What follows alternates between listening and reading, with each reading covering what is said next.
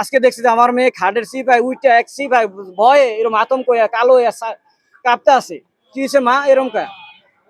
আমার সাথে একটা লোক ছিল, ওরে কয় যে ওর সামনে কব না, তোমার একা কব কও। আমি সকালবেলা আমার মেয়েরে নাস্তা পানি করে মেয়েরে পাঠাইছি মসজিদে। মসজিদের তো আসার পথে ছুটি হওয়ার পরে এই দিক দিয়ে চলে যাইতে ধরছে বাসায়। বাসায় যাওয়ার পথে ওরে জালনা দিয়ে ডাক দিছে ওই লোক। লোকের নাম মহসিন। লোকের নাম মহসিন। তা ওই লোক ডাক দিছে মেয়েরে, একে একে কয়েকদিন ডাক দিছে। মেয়ে আমার যায় কমপ্লেন দিছে। আমি বুড়িয়ারে বলছি যে কাকা আপনি এই ধরনের কাজগুলো আর করবেন না, আমার মেয়েরে আপনি চিনেন না কিংবা আমি চিনি না আপনারে, তাইলে আপনি চকলেট হাতবেন কেন? জালনা দিয়া ফুল হাতবেন কেন? অরিং দিয়া দেওয়া হয়েছে আরো 2-3 মাস আগে, আমার পরিবার সহ দিছে।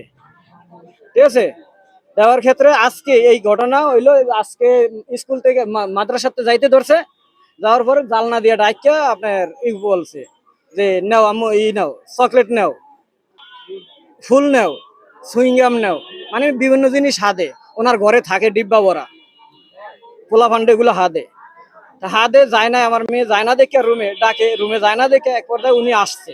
উনি আইসা পিছন থেকে ধরিয়া নিয়ে আসছে রুমে। আমার মেয়েরে রুমের থেকে ওখান থেকে ধরে আইনা রুমে কোলে বসাইছে। মেয়েরে কোলে বসায় মেয়ের বুকে হাতায় এগুলা টিপে লজ্জাস্থানে প্যান্টের ভিতর দিয়ে হাত দিয়ে তারপরে কি গেরান সঙ্গে মাইয়ার আবার বলতে আছে যে আমি গেরান সঙ্গে আছি। গেরান সঙ্গে আবার মেয়ের বইলা দেয় যে বাসায় যায় কেউ ওর কাছে বলবা না। মেয়ে তো আমার তো প্রত্যেকদিন দেখি আমার মেয়ে কাজের তো আসলে আমি কিরম দেখি আমার মেয়েরে। আজকে দেখছি যে আমার মেয়ে খাটের সিপাই উইটা এক সিপাই ভয়ে এরকম আতঙ্ক হইয়া কালো হইয়া কাঁপতে আছে। কি হয়েছে মা এরকম কা? আমার সাথে একটা লোক ছিল, ওরে কয় যে ওর সামনে কব না, তোমার একা কব কও। পরে আমার সাথে এইভাবে এই আলোচনাগুলো বললো।